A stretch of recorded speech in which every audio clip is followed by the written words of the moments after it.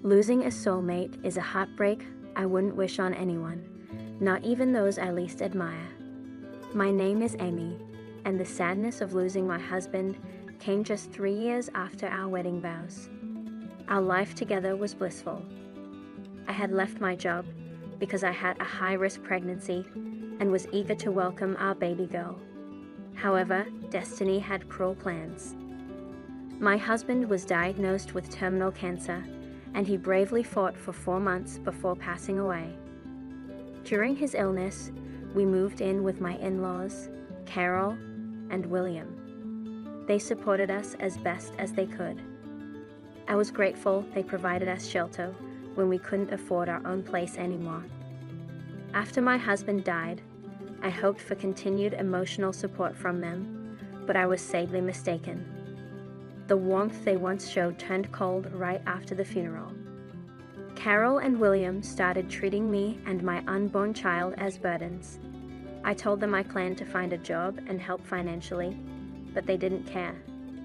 Money wasn't a problem since my sister-in-law Angela, who had a good job, was covering all the expenses. Still, my in-laws remained distant, saying I wasn't welcome and didn't deserve their help. William bluntly told me that to them. My connection with their family ended with their son's death. Desperate, I begged them to let me stay a few more days, especially because of my risky pregnancy. My father-in-law shockingly suggested abortion as a solution, and Carol didn't object. Their hostility reached a peak when they tricked me into going to an abortion clinic, pretending it was a health checkup. Realizing what was happening, I protested and left. Returning to their house was difficult, but I realized I needed to find a new path for myself and my unborn daughter, away from the toxic environment my in-laws had created. Overwhelmed with grief and shock, I was devastated by their insistence on terminating my pregnancy. When they returned, they were furious and demanded I get an abortion. They said they had no intention of supporting me or my unborn child now that their son was gone. I tried to remind them that the baby was their grandchild, but they ignored me. Their ultimatum was harsh: either leave or get an abortion. The reality of their rejection hit me hard, especially so soon after my husband's death. Carol forcefully escorted me out, ignoring my protests and the danger it posed to my pregnancy. Outnumbered and worried for my baby's safety, I had no choice but to leave. Standing on their porch, I was in despair, realizing I had nowhere to go and no financial support. I reminded them of the sacrifices I had made, believing we were family, but they didn't care. They denied any family connection to me or the baby, saying they didn't want a granddaughter, and accused me of trying to manipulate them with the baby's existence. Their cruel words suggested that without their support, our survival didn't matter to them. These were among the last heartless words they said before shutting the door, leaving me isolated without even basic necessities or important documents. In that moment, I faced the harsh reality of their complete rejection and indifference towards me and their grandchild. Sitting on the porch, enveloped in despair, I felt utterly shattered and powerless. After crying uncontrollably for about 30 minutes, Carol and William confronted me again, demanding to know why I was still there and insisting I leave their property immediately. They threatened to call the police if I didn't leave, which was the final push I needed to understand they were serious. Fearful for my safety and that of my unborn child, and knowing I had no legal standing since my name wasn't on the lease, I gathered my strength and began to walk away, tears streaming down my face. I walked a few blocks, feeling lost and overwhelmed. I decided to call Angela, holding on to a sliver of hope that she might offer me some support. As soon as she answered, my emotions, amplified by pregnancy hormones, burst forth uncontrollably. Somehow, through my sobs, I managed to tell her where I was but couldn't say much more. Angela, alarmed by my distress, quickly came to pick me up. Angela's home became a safe haven for me. She gently comforted me, reminding me to try and control my tears for the baby's sake. She didn't ask for details, but focused on helping me feel better, even preparing food and a smoothie to calm me down. Once I was somewhat calmer, Angela, with a serious tone, urged me to tell her what had happened. Her assurance of support, no matter what, was comforting to me. I hesitated, knowing that her parents were involved in my problems might change things between us. "Angela, something significant happened. It's about your parents," I managed to say, bracing for her reaction. Angela's response was a moment of silence, a pause that felt like an eternity as she processed what I said. Her promise to support me, especially knowing I carried her niece, was strong. But the news that her parents were at the heart of my despair tested that promise. As I hesitantly revealed her parents' involvement in my troubles, I feared Angela might be upset with me for accusing them. But her reaction, after a brief pause, was one of concern and openness. She assured me in a gentle tone that my fears of offending her were unfounded and encouraged me to share my ordeal. When I confessed that her parents had not only kicked me out, but also tried to force me into having an abortion, her shock was clear. The revelation seemed almost unbelievable to her, a stark contrast to the image she had of her family. Angela's confusion deepened as I detailed how her parents had even taken me to a clinic to try and make me have an abortion. This plan was stopped only by the understanding staff at the clinic. I could see the turmoil of shock and disbelief in her eyes as she processed my words, struggling to reconcile them with the parents she knew. Her disbelief turned to horror as I explained their motive: fear of financial and caregiving responsibilities for me and my child. Despite my assurances of independence and my plans to find work, they remained unmoved. Angela's astonishment grew as I disclosed the financial deceit over my husband's supposed medical bills, a lie that stripped me of the last of my resources.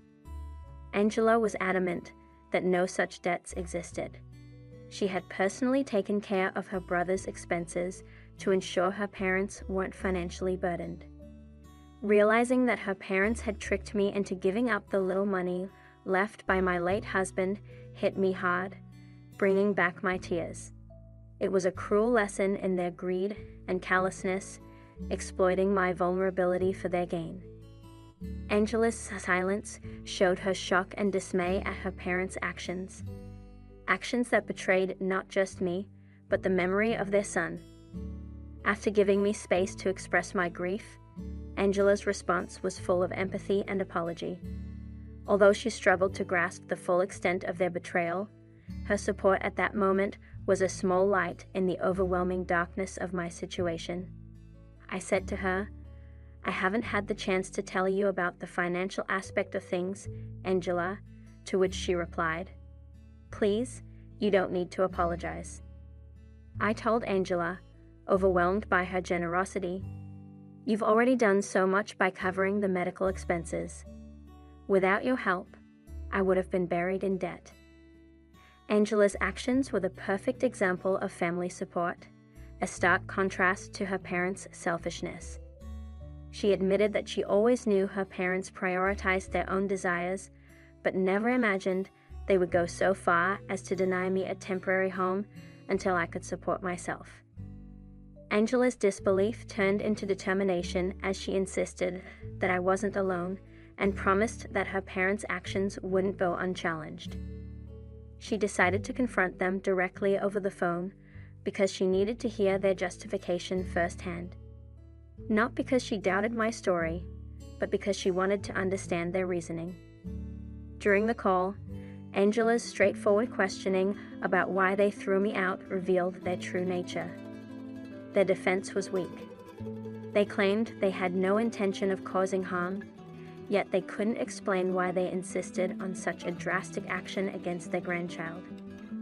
Angela's anger was clear as she demanded an explanation. Her parents' attempts to justify their actions only deepened the wound. Listening to them try to rationalize what they did was heartbreaking. Even when faced with their daughter's outrage, William and Carol stuck to their excuses, insisting on their right to a carefree retirement undisturbed by the needs of their late son's family. They claimed they had done enough by caring for their son in his final months, viewing their sacrifices as sufficient reason to avoid any further responsibility. Their words painted a clear picture. In their eyes, their comfort in retirement was more important than the needs of their grandchild and me. This chilling revelation underscored their willingness to abandon their family for the sake of their own ease, a stance that Angela strongly opposed. Her loyalty and support offered a glimmer of hope amidst the bleakness of their rejection. Hearing Carol and William's words was like a blow to my already fragile state. They were adamant about persuading Angela to abandon me, portraying me as a burden who would exploit her kindness. Their harsh advice to Angela to leave me to fend for myself on the streets, suggesting it would bring me to my senses, was unbelievably cruel. Their words plunged me into despair, fearing for my future and that of my unborn child. But just as I felt the weight of hopelessness, Angela's response ignited a spark of hope. She challenged her parents with fierce protectiveness, questioning their humanity and the values they claimed to uphold. Angela reminded them of the financial support she had provided, which allowed them to retire comfortably, highlighting the irony in their claim of hard work. Her anger showed her disbelief in their actions and intentions. Carol and William tried to justify their stance by framing it as a financial safeguard for Angela, even suggesting they'd lie to cover up their demand to kick me out. Angela met this with unwavering refusal.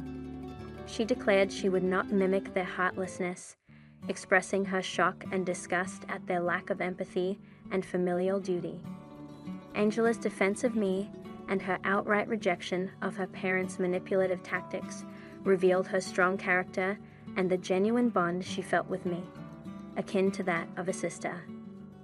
Her fierce response to their demands and her readiness to stand against them showed her strength and resolve to protect what she believed was right, regardless of the personal cost. Her parents' attempts to impose their will were met with Angela's firm refusal to conform to their heartless demands, challenging their motives and ethics. Angela's stance not only defended me, but also upheld the memory of her brother, reflecting her deep love for him and respect for the family ties her parents were so quick to dismiss. Her courage and integrity in the face of such family adversity were a beacon of hope in what felt like an endless night. Angela's bold declaration that she would cease her financial support was a significant turning point, leaving William and Carol shocked. They had never anticipated that Angela would take such a drastic step in my defense. Even I was surprised by Angela's determination to stand up for me so firmly. William and Carol were in disbelief, unable to grasp the reality that Angela was serious about redirecting her support from them to me and my unborn child. Their reaction to Angela's stance was a mixture of confusion and denial, questioning if she really intended to cut them off financially over what they dismissively called a stupid woman. Angela's resolve was unshakable. She corrected them, emphasizing my importance and her commitment to support me and her future niece instead of funding the comfortable lifestyle of her parents, who were more than capable of managing on their own. Her declaration marked an end to their exploitation of her generosity, signaling a new priority: my well-being and that of my baby. This stance by Angela left William and Carol scrambling, their earlier confidence dissolving into panic as they faced the real possibility of having to fend for themselves financially.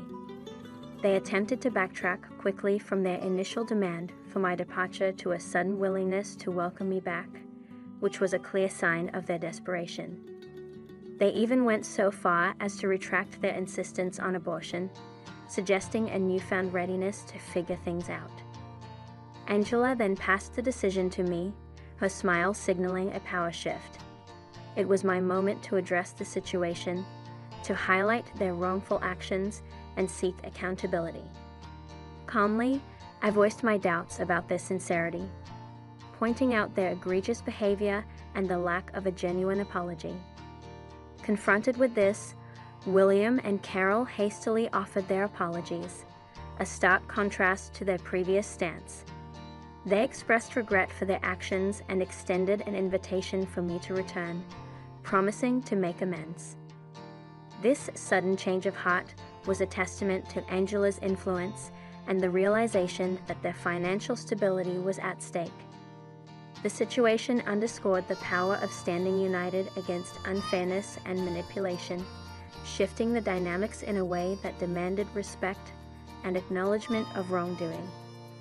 Struggling with mixed feelings, I confronted William and Carol about the deceitful way they had manipulated me out of my late husband's money, despite Angela covering all the bills. Their scheme had unraveled, revealing their dishonesty and exploitation at a time when I was most vulnerable. Seizing the moment, I demanded the return of the money they had unjustly taken, emphasizing that they had no right to it given their lack of support during my husband's illness. Reluctantly and likely feeling cornered, William and Carol quickly refunded the money through PayPal. Then, they reached out to Angela, suggesting a return to normalcy, as if a financial repayment could erase their wrongdoings. They even proposed setting up a nursery, attempting to lure me back with promises and pretenses of family unity. However, their assumption that a simple apology and refund would mend fences was misplaced. Their expectation of forgiveness, despite their initial willingness to disown me and my unborn child, was a testament to their entitlement. They seemed to believe these gestures were sufficient for reconciliation, overlooking the depth of the hurt they had caused. Firmly, I rejected their notion of family and forgiveness. Their actions, particularly their attempt to coerce me into an abortion, were unforgivable. The audacity to suggest that my daughter would want them in her life after they had so clearly rejected her was appalling. I made it clear that my child did not need such grandparents, emphasizing that their initial rejection and subsequent superficial apologies could not undo the harm they had inflicted. Angela stood by me, reiterating my lack of forgiveness and reaffirming her decision to withdraw her financial support from them. This decision was not taken lightly, but was a direct consequence of their actions and their failure to truly acknowledge the gravity of their wrongdoing. William and Carol's reaction to this finality was one of desperation. Their pleas for us to reconsider, driven by the sudden reality of facing financial responsibilities without Angela's support, were pitiful.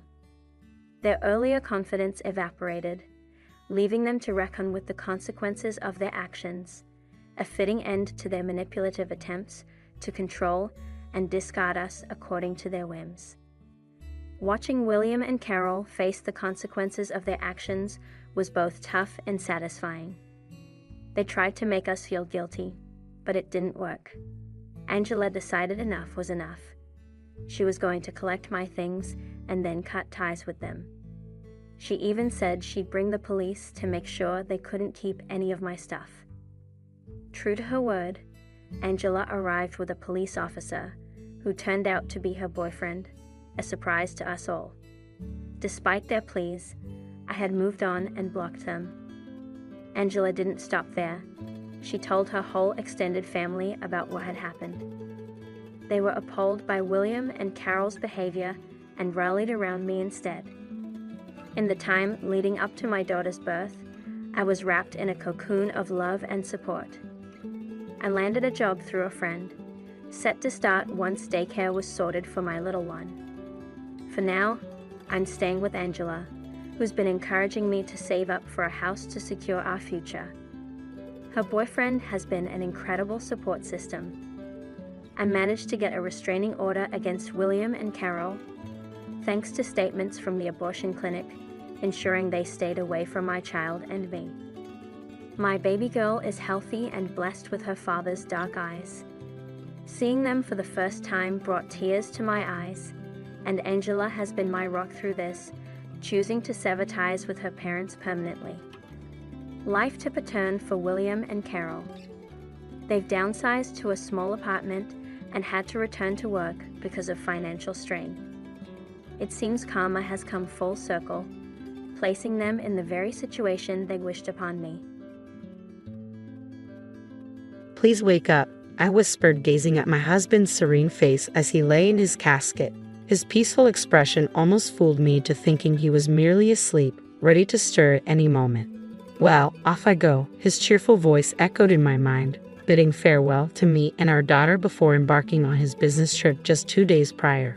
Little did I know it would be the last time I hear his voice. His sudden departure from this world by his own hand left me in disbelief. No matter how desperately I called out to him, he remained silent, his once warm presence now as cold as ice. As I struggled to come to terms with the grim reality, something caught my eye, a solitary photograph resting on his chest. It was a family picture, but one I didn't recall placing there. Who could have placed it, and why? Intrigued and unnerved, I picked up the photo, turning it over to find a chilling message scrawled on the back. "Run away now." A shiver ran down my spine as I turned to find my mother-in-law's cold gaze fixed upon me. In that moment, I realized I had unwittingly stumbled into a nightmare from which there was no easy escape. I'm Bella, 32 years old, and my journey through life has been marked by both tragedy and love. Losing both my parents in a car accident while I was still in college left me feeling utterly alone in the world. The weight of grief seemed insurmountable. Fortunately, John, my boyfriend at the time, became my pillar of support. After graduating, we tied the knot, finding solace and happiness in each other's company. Our little family expanded with the arrival of our daughter, Hannah, who brought immeasurable joy into our lives. Our family circle extended to include my mother-in-law and brother-in-law, forming a tight-knit support system. Sadly, the passing of my father-in-law a year ago left a void in our hearts. His sudden demise, attributed to what was initially termed an illness but revealed to be a fatal heart attack, shook us all profoundly. Despite the loss, financial worries never haunted us, thanks to the prosperous business my in-laws managed. Originally, my father-in-law had envisioned his capable and compassionate younger brother taking the reins as CEO. However, fate intervened, claiming him before his plans could materialize. Consequently, the responsibility fell upon my brother-in-law, the eldest son, to lead the family's business legacy forward. Dad wanted me to take over, but I couldn't possibly do that over my older brother. "I'll support him." My husband's reverence for his brother ran deep, leading him to gracefully step aside from the CEO position. His respect for family hierarchy was unwavering. My brother-in-law, in turn, displayed a genuine kindness towards me, often engaging in friendly conversations. While our bond blossomed, my interactions with my mother-in-law were marked by a noticeable strain. Initially, my mother-in-law extended warmth towards me, even bonding over cooking sessions, expressing how much she cherished our time together. Her affectionate gestures painted a picture of familial harmony. However, with my father-in-law's passing, a frosty silence enveloped her demeanor. Both my husband and I felt the chill of her withdrawal, her once warm gaze now evading ours. Even our daughter, Hannah, accustomed to adoration as the first grandchild, faced her grandmother's icy reception, met with disapproving glances and curt responses. "She used to be such a sweet person before," my husband lamented, his disappointment palpable. Witnessing his distress, my heart ached with sympathy. "Something seems off about Mom," my husband voiced his concerns, furrowing his brows in deep contemplation. "She's glaring at me as if I'm her enemy. Could she think we're after her assets? Or maybe she's unwell?" Despite his introspection, he couldn't pinpoint a plausible explanation for her sudden change in demeanor. The shift first became apparent during my father-in-law's one-week memorial service. Exhausted from the solemn proceedings, we sought respite at her home. However, our tranquility was shattered when we awoke to find our bag of clothes missing from the room. Could it be a burglary? I pondered aloud, but the selective disappearance of our belongings cast doubt on that theory. As we scoured the house, a plume of smoke billowed from the backyard, drawing our attention. To our disbelief, we discovered our possessions ablaze, and there stood my mother-in-law. "Mom, did you do this?" we implored, seeking an explanation for her inexplicable actions. but she remained silent, her wide-eyed gaze and trembling hands betraying her fear. "Why, Mom? What have we done to deserve this hostility?" We pleaded for answers, but her lips remained sealed, leaving us grappling with uncertainty and confusion. Despite her stoic silence, John extended a hand of understanding to his mother, his voice laced with gentle reassurance. "You're not worried about us going after your assets, are you? I'm not interested in your possessions. Please believe me, mother-in-law. We only want what's best for you." However, our pleas fell on deaf ears as mother-in-law icily commanded, "Leave, both of you, and don't return." With heavy hearts, we departed, our once close bond with her fractured, reduced to mere remnants of what it once was. For the past year, we maintained a distant relationship. Our attempts at reconciliation met with resistance from mother-in-law's unwavering animosity. Then, out of the blue, a message from my brother-in-law beckoned us to the first anniversary memorial service for my father-in-law. Despite mother-in-law's continued coldness, we decided to attend, hoping for a glimpse of reconciliation. Yet her aloofness persisted, serving as a painful reminder of the chasm that now separated us. Witnessing John's contemplative expression amid the familial discord, I couldn't help but wonder about the thoughts brewing in his mind. "What's on your mind, John? Are you concerned about your mother?" I inquired softly, sensing the weight of his thoughts. With a gentle touch, John reassured me, "Don't worry, Bella. If there's anything troubling you, just let me know." His tender gesture, brushing away my worries, brought a sense of calm to my troubled heart. His comforting presence was a balm to my anxieties. A month passed, filled with the familiar routines of family life. As John prepared for another business trip, his cheerful demeanor lifted our spirits. However, his sudden return caught me off guard. With a small charm in hand, he bestowed upon me a gesture of protection. His smile, warm and reassuring, filled me with gratitude for the love we shared. Yet the tranquility was shattered by a harrowing turn of events. The next day brought the shocking news of John's untimely death. His lifeless body was discovered in his car on a remote mountain road near my parents' home in Colorado. The circumstances surrounding his demise puzzled and devastated me. Contrary to his claims of a business trip, there were no scheduled engagements. Instead, his final moments were marked by a heart-wrenching call to my brother-in-law, confessing unbearable pain and a desire to end his suffering. The revelation left me reeling with guilt and confusion. I blamed myself for failing to recognize his anguish, grappling with unanswered questions and an overwhelming sense of loss. Beside his lifeless form, I felt my strength waning, but my brother-in-law's steadfast support steadied me in the face of despair. "Stay," he urged, his presence a beacon of solace in the darkness of grief. "Bella, stay strong." My brother-in-law's voice wavered with emotion, mirroring the turmoil in my own heart. I wish I had understood John's pain better. Why did this happen? The weight of sorrow bore down on me, compounded by Hannah's tears as she clung to me for solace. Meanwhile, my mother-in-law's stoic glare offered no comfort, her expression devoid of tears. Amidst our collective grief, my brother-in-law and John's colleagues took charge of the funeral arrangements, their somber efficiency a stark contrast to the overwhelming emotions engulfing me. "Please wake up," I whispered to John on the day of his funeral, his serene visage in the casket belying the finality of his passing. It felt as though he could stir from slumber at any moment, if only I called out to him. Tears streamed down my cheeks as I held on him tightly, seeking refuge in his familiar presence. In the midst of my sorrow, a glimmer of curiosity stirred within me as I noticed a lone photograph resting on John's chest. Who had placed it there, and what significance did it hold in this moment of profound loss? Intrigued, I lifted the photograph, only to find John's face marred by ruthless slashes from a cutter. My heart quickened as I read the ominous message scrawled on the back. "Run away now."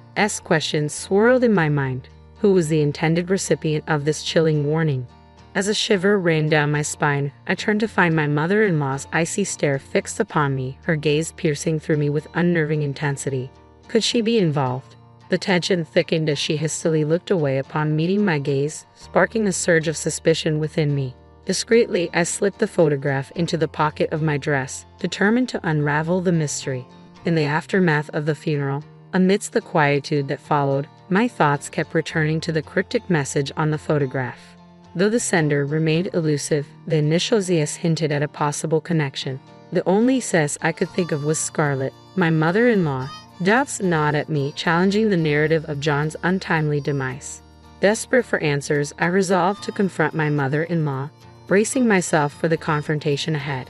As I stepped into her home, my mother-in-law's demeanor remained as frosty as ever. With my brother-in-law absent at work, it was just the two of us in the solemn silence. "What brings you here all of a sudden?" she inquired, her tone guarded. I was hoping to uncover some insights into John's passing.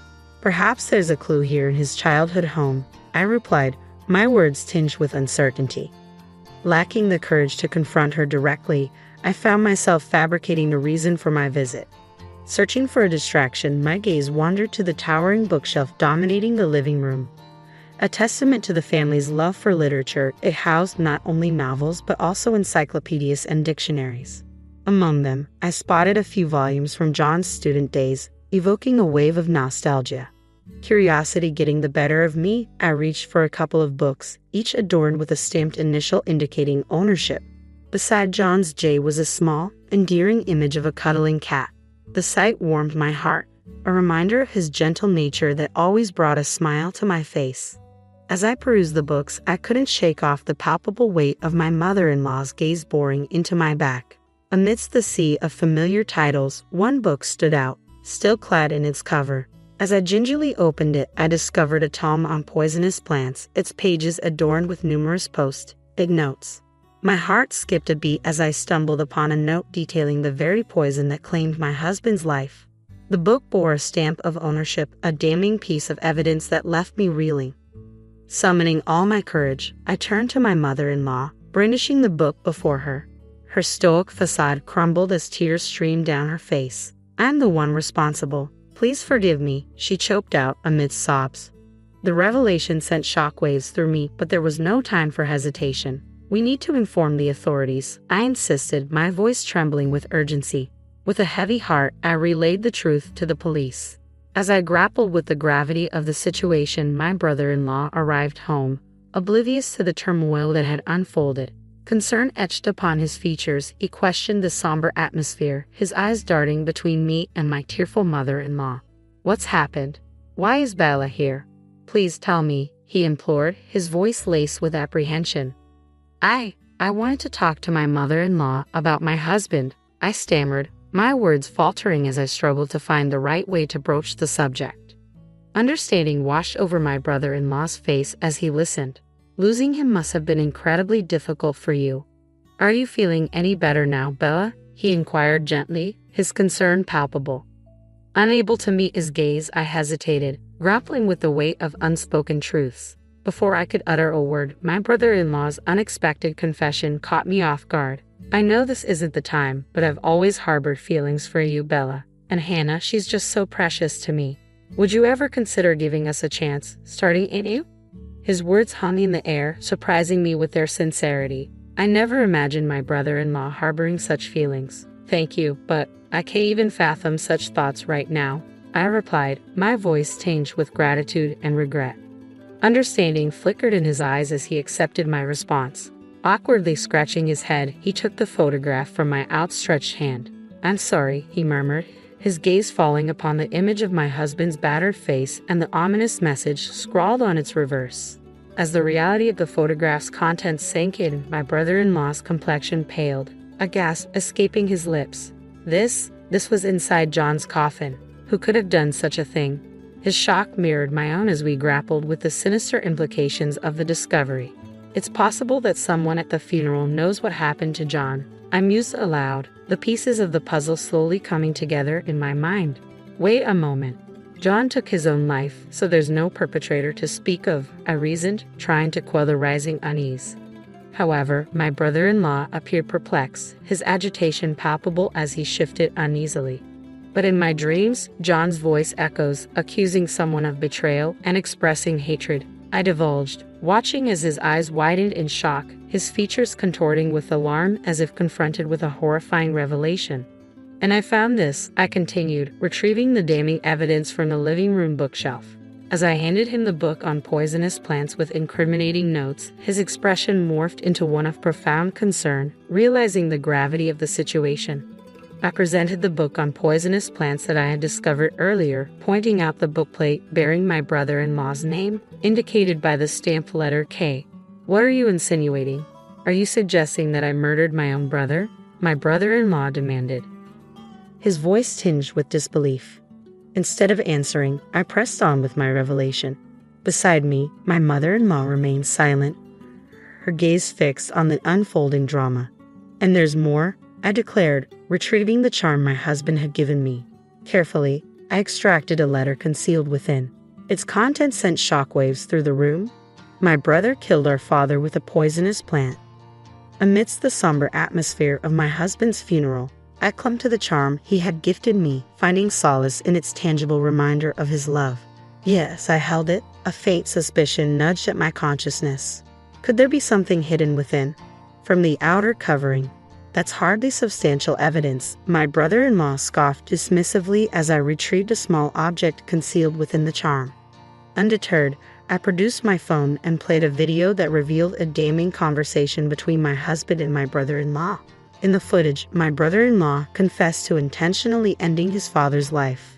He assured my husband that he harbored no ill intent toward our family and vowed to turn himself in to the authorities. It was a shocking revelation that left me reeling with a mixture of regret and fury. My husband, in an act of foresight, had clandestinely recorded the conversation by setting up a camera in their parents' house, a fact detailed in the accompanying letter. As I absorbed the gravity of the situation, my heart burned with a potent blend of emotions. "You admitted your crime to my husband, then urged him to turn you in, only to take his life with the same poisonous plant, didn't you?" I confronted my brother-in-law, the weight of betrayal heavy in my voice. "John trusted you until the very end. Why would you commit such a heinous act?" As I pressed him for answers, my brother-in-law's demeanor shifted, his once gentle countenance contorting into a terrifying visage as he clicked his tongue in frustration, his eyes flashing with anger. In that tense moment, my mother-in-law's anguish erupted into tears, her sobs filling the room. "Why? How could you do something so cruel?" she cried out, her confession echoing the painful truth of her complicity. It dawned on me then, the origins of this tragedy rooted in the bond between the brothers. Despite their closeness in childhood, envy and resentment had poisoned my brother-in-law's heart over time, leading to a series of petty pranks aimed at undermining his talented younger sibling John. My in-laws had always maintained strict discipline with my brother-in-law, aware of his penchant for mischief. Despite this, John never harbored any resentment towards his brother, instead choosing to admire and support him. This unwavering loyalty only deepened my mother-in-law's sense of dismay.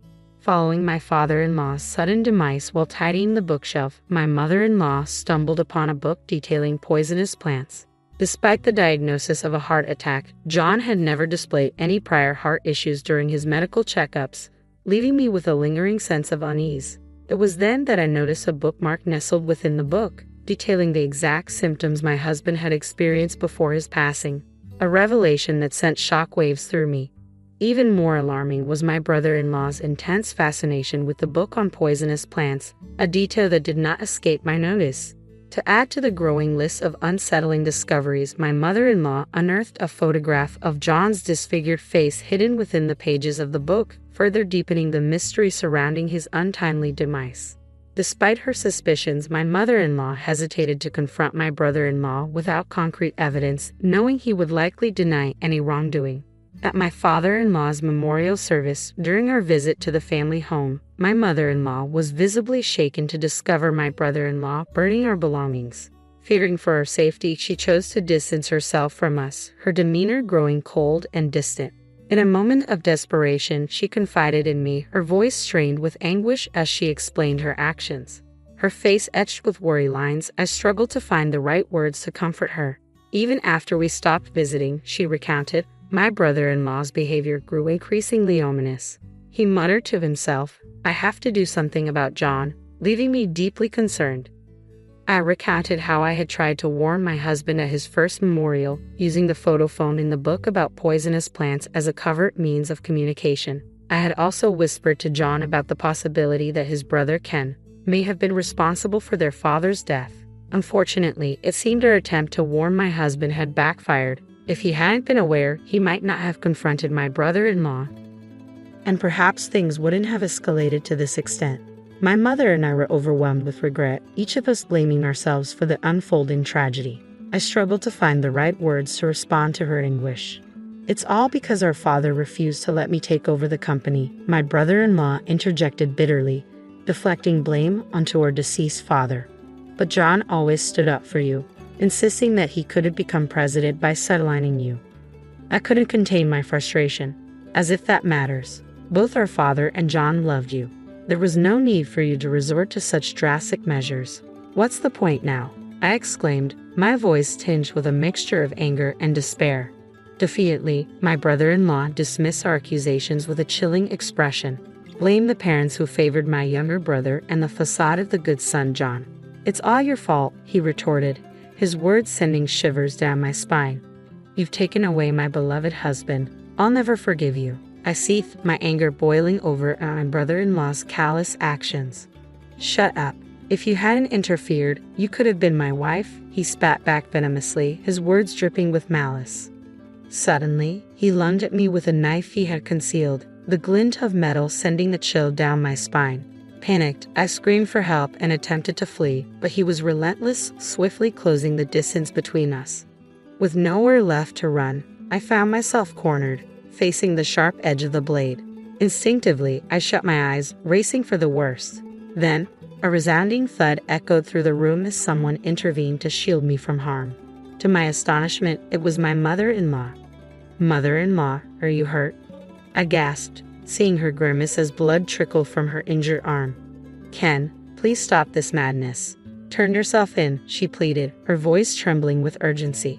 "Shut up, both of you. You're the ones who need to disappear," my brother-in-law snarled, his rage unabated. "Why would you go to such lengths, especially now that you've achieved your dream of becoming CEO?"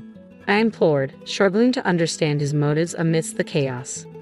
"I need money," my brother-in-law confessed, his desperation palpable.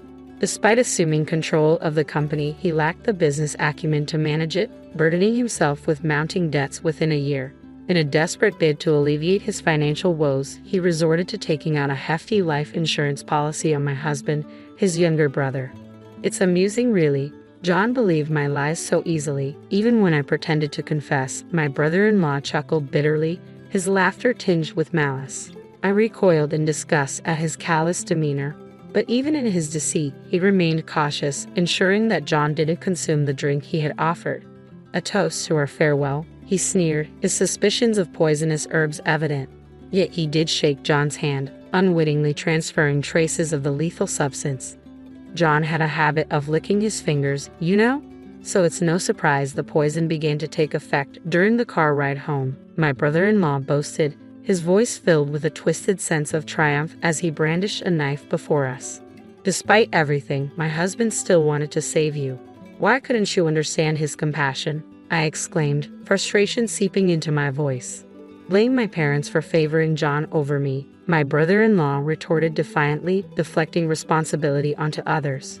As tension reached its peak, the arrival of the police brought an end to the harrowing ordeal. Despite their intervention, my brother-in-law continued to struggle until the very end.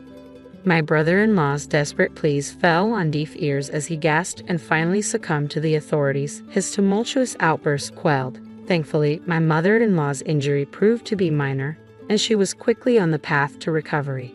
As my brother-in-law was escorted away by the police, it became clear that he harbored no remorse for his actions, leaving little doubt that he would face a lengthy sentence behind bars. With him out of our lives, I found solace in the comfort of my mother-in-law's embrace.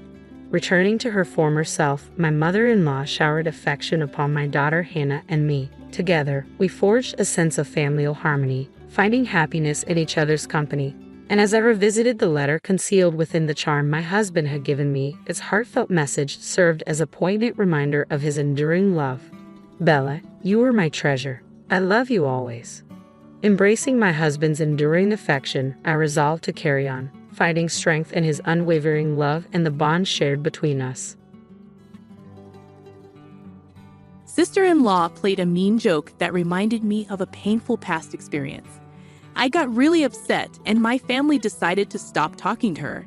Now she's trying to make herself seem like the victim and turn everyone against me. Let me tell you about the situation. My husband, Aaron, and I have been together for 3 years, but we've known each other for 6. He has an older sister named Sophie, who's caused all the drama in our family recently. About 3 weeks ago, Sophie asked if I wanted to go on a vacation to Spain with her, my mother-in-law, and my husband's cousin Nadia. Nadia and I are close because we're first cousins, and we both went to the same high school. At first, I wasn't too keen on the idea of going on a trip with Sophie, but Nadia really wanted me to come, so I agreed. Sophie, who's pretty wealthy thanks to her neurosurgeon husband, was covering the cost of the flight tickets and hotel stay for our vacation. She's not bothered by the expenses because her husband's job brings in a lot of money. While she technically runs an event management company, it practically runs itself, and she doesn't really need to work.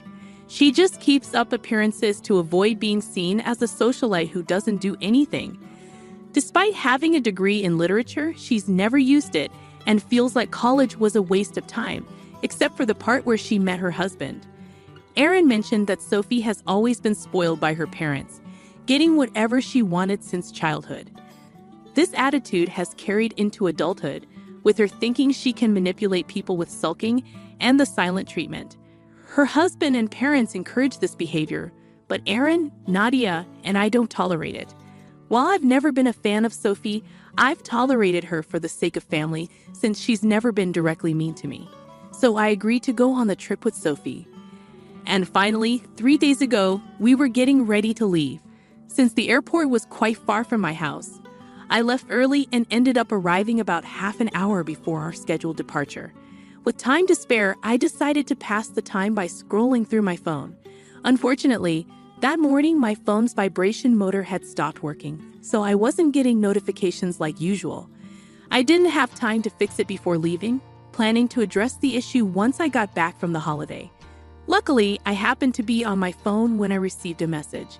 It was from Sophie, who sent me a screenshot of a text conversation she had received from an unknown number. The message included an image and some text. Curious, I downloaded the image to see what it was about, as it seemed odd for Sophie to send me someone else's conversation. When I opened the image, I felt a chill run down my spine. It was a picture taken right outside my house, showing someone holding a pair of scissors in their left hand.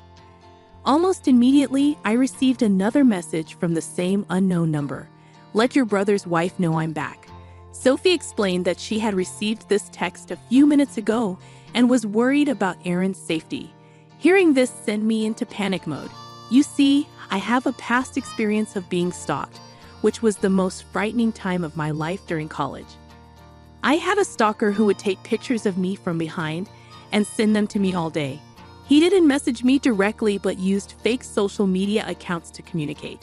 He'd suggest meeting spots but never showed up. Despite being trained in jiu-jitsu and never going out unarmed, I felt extremely scared. This went on for 2 months, and I kept it to myself out of fear. When I tried to stop him, he threatened me, saying I'd be in trouble if I told anyone. He even sent me a similar picture from outside my parents' house, holding scissors, to intimidate me further. Terrified, I didn't confide in anyone and just hoped for safety during classes. After a few weeks, I only left my dorm for necessities, and eventually, I stopped going out altogether because of the constant pictures.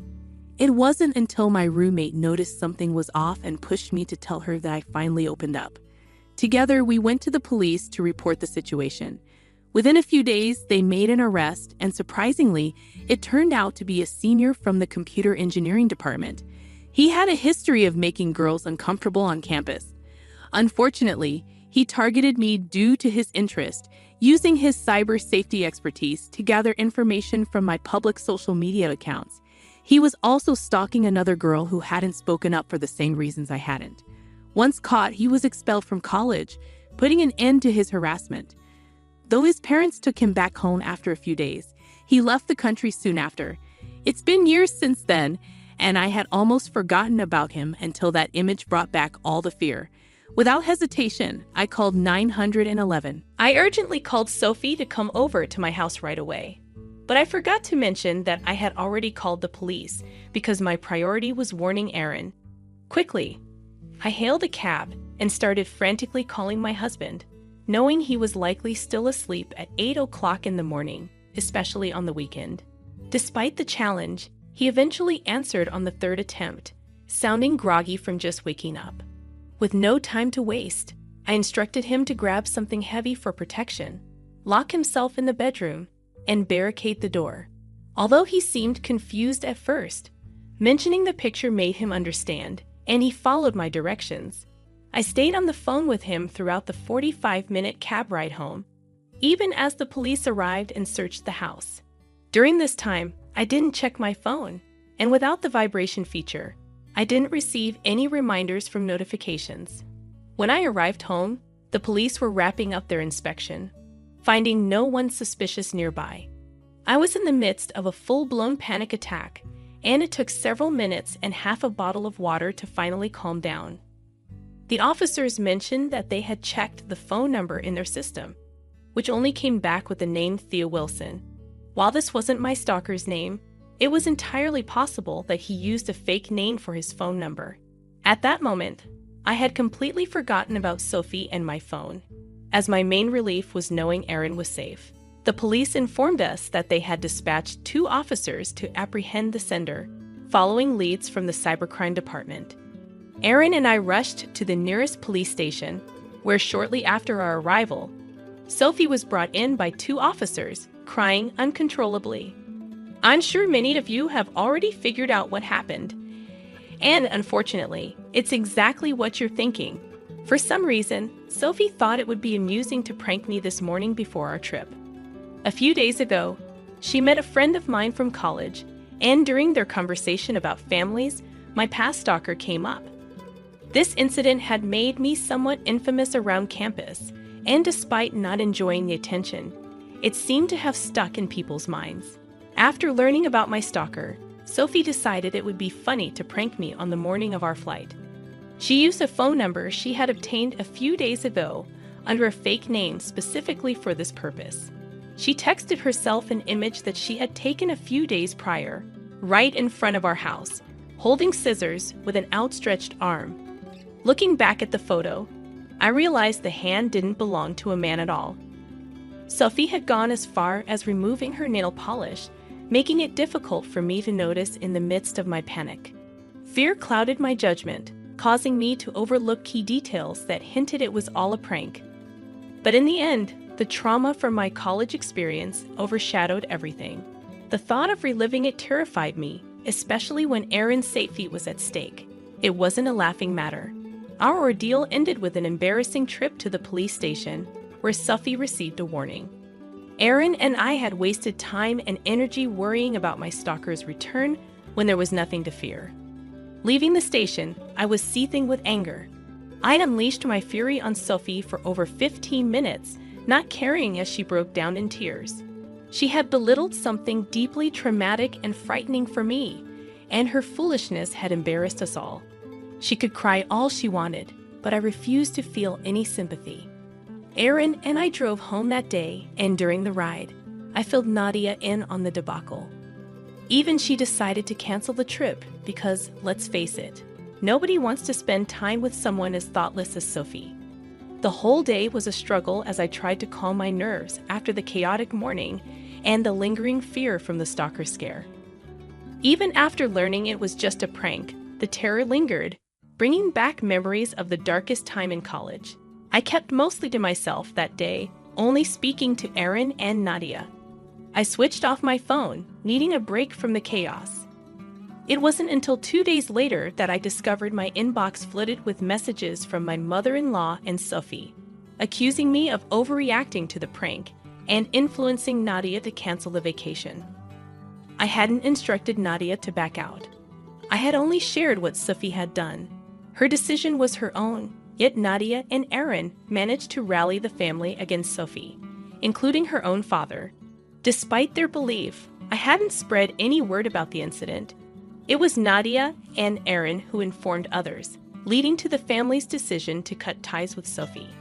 They claim I owe Sophie an apology for what they see as a harmless prank, but the consequences she faces are real and painful. She's facing consequences from her own family, and now she's painting herself as the victim. After reading their messages, I discussed it with Aaron, who assured me there's no need for sympathy towards her. Neither he nor Nadia regret informing the family about the incident. What she did was undeniably cruel, far from a harmless prank. It wouldn't have been harmless if it hadn't triggered my past trauma to the point of incapacitating me for an entire day. We're all aware of the toll it took on my mental well-being. I fully agree, it wasn't harmless at all, leaving me paralyzed with anxiety. She didn't even apologize, only cried, so expecting sympathy seems hypocritical. She deserves the consequences of her actions. Initially, I planned to ignore her messages after discussing it with Aaron, as I had no desire to waste my time reasoning with her. However, she persisted in texting me repeatedly, clearly attempting to guilt-trip me into apologizing and restoring her standing within the family. It became increasingly irritating, and in a moment of frustration, I responded. I expressed my contempt for her insensitive and cruel prank, highlighting that she alone was responsible for her current situation.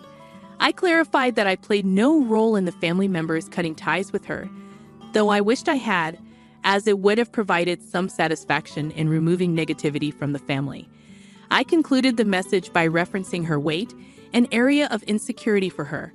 While I typically refrain from body shaming due to my own experiences with bullying, I chose to target her vulnerability in this instance to make her feel remorse. Perhaps my response was harsh, but it provided a sense of catharsis after enduring her relentless messages. Despite previously tolerating her spoiled and insensitive behavior, this incident exceeded my threshold for tolerance. After sending the text, I put my phone aside and tried to distract myself by watching a movie. It wasn't until 3 hours later that I checked my messages and found a new one from Sophie. She mentioned considering me a good friend and expected forgiveness without having to beg for it. While her message seemed to imply an apology, I found it confusing. She then criticized my response, suggesting that if I were going to be rude, I should have ignored her entirely instead of intentionally hurting her. Reflecting on her words, I began to wonder if I had gone too far. Despite my dislike for Sophie, I acknowledged that she had a point. Perhaps I shouldn't have said some of the things I did. However, her refusal to take responsibility for her actions and her attempts to shift the blame onto me only fueled my anger. I regretted stooping to shaming her for her weight, knowing firsthand how hurtful that could be. Nevertheless, I felt justified in calling her out for her behavior. Aaron believed I shouldn't apologize, asserting that Sophie deserved to be confronted. He didn't think I should sympathize with her at all. Nadia, on the other hand, felt I may have been too harsh. Feeling torn and unsure of how to proceed, I turned to the Reddit community for unbiased advice. I didn't want to resort to the same tactics as Sophie to seek revenge. While I value Aaron and Nadia's perspectives, I needed impartial judgment considering the circumstances. So I'm here seeking guidance after Scylla, in her attempt to prank me, inadvertently belittled my past trauma, prompting me to insult her insecurities about her weight. Update 1. I've taken in all the feedback from the comments on my original post, and while I appreciate everyone's viewpoints, I couldn't shake off the guilt I felt about my comment regarding Sophie's weight. So I decided to apologize to her for that specific remark. I stand by everything else I said, but attacking someone for their appearance didn't sit right with me, especially knowing firsthand the pain of being bullied for things beyond my control. I sent the apology just 5 minutes ago, although she hasn't opened it yet. Regardless, I'll be okay, even if she doesn't accept it, because I know I did what I could to make amends. As for my mother-in-law, I'm not on speaking terms with her. It baffles me why she rushed to Sophie's defense when she knows her actions were wrong. Her texts were all about understanding my frustration, but then she expected me to apologize to Sophie, which doesn't add up. It feels like she's trying to guilt-trip me into feeling sorry for Sophie, but I'm certain she wouldn't have the same reaction if the roles were reversed. Aaron wasn't thrilled about my decision to apologize, but he believes in my good intentions. Nadia, on the other hand, is supportive and proud of me, so overall, I'm at peace with my decision. Update 2. Sophie has just responded to my apology. It took several hours for her to reply, but about half an hour ago, she finally did. She said it was fine, but she didn't expect anything better from me anyway. Sophie admitted to feeling a bit shocked, but understands that we were never friends and won't be in the future. On a positive note, she did express regret for attempting to prank me and for using such a traumatic experience against me. She claimed that if she had known the consequences would be so severe, she wouldn't have gone through with the prank. Personally, I believe pranks like that are disrespectful and should never be carried out, regardless of the circumstances. However, I appreciate the apology, even if it came across as passive-aggressive. Something is better than nothing, right? Now I can let go of the guilt I felt about my own harsh words and move forward. This incident marks the end of Sophie's presence in our lives, and that's the silver lining in this whole ordeal. Update 3. Hi everyone! It's been about a month since my last update, and I have some exciting news to share. Last week, Nadia discovered that she's pregnant. To celebrate, we organized a big pregnancy announcement party and invited all our loved ones. Well, almost everyone. Sophie was noticeably absent because she's been out of touch ever since being cut off from the family. She temporarily deactivated her social media accounts and went off the grid. However, Aaron reached out to his dad, who assured us that Sophie was okay. She just needed a break from social interactions. During the party, though, Sophie sent Nadia a text extending her best wishes for a happy and healthy pregnancy.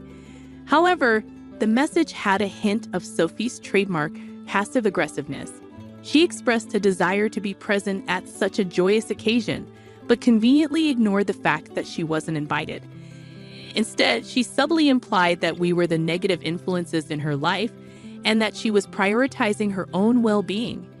We found her message amusing and decided not to share it with anyone else at the party. It's absurd how desperately she wanted to be included but refused to apologize for her actions. Despite hoping that her social media hiatus would lead to personal growth, it seems Sophie remains unchanged. Oh well, at least her message provided